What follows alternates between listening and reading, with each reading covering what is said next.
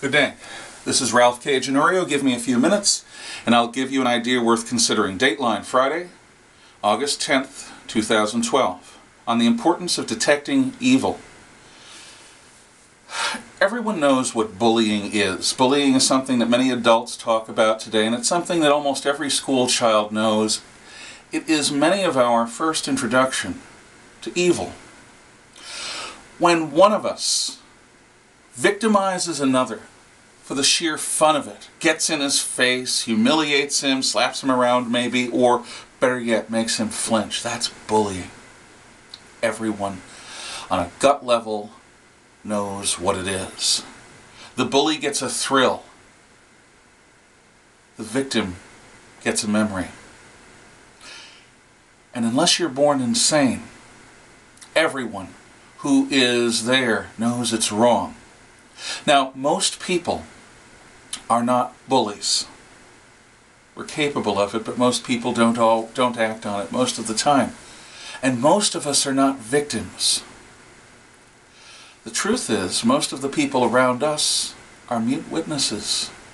They're the kind of children that hang back, thinking that if they don't say anything or do anything, the bully won't target them next. They watch. They witness. They do nothing.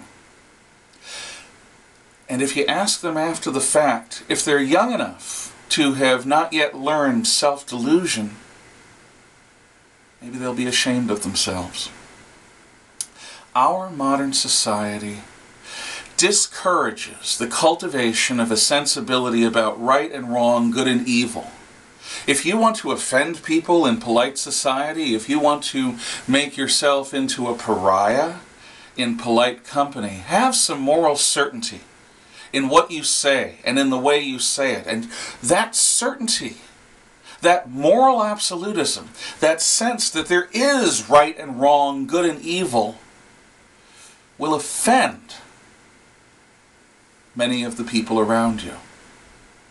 In post-industrial and industrial times, we have replaced traditional philosophy and religion. If you go anywhere around the world, from tribesmen to early modern times, every society on earth understands right and wrong, good and evil. They have different descriptions of it, but they understand it. And the job of everyone from witch doctor to priest to philosopher is to help the individual cultivate a sensibility, a conscience about the difference between right and wrong, good and evil, so that we maintain our capacity to notice it and then deal with it.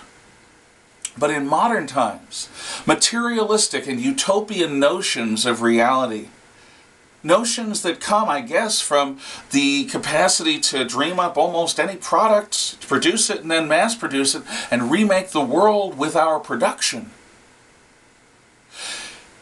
has distracted us from duty. As human beings, why are we here?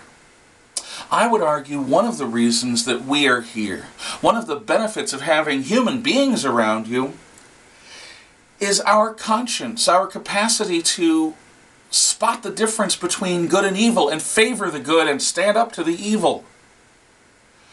Society and its moral standards traditionally evolved to help, in general terms, everyone know the boundary line between what was right and wrong, good and evil, acceptable and non-acceptable, for the sake of everyone's good. Yet today, polite society, the intelligentsia, the best and the brightest, see the world and insist that others see the world in shades of gray.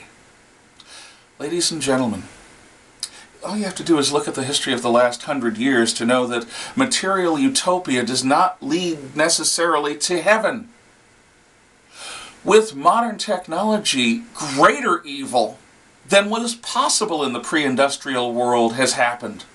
In Germany, in Russia, in North Korea, in Cambodia, elsewhere, mass murder has been made possible by the industrial era.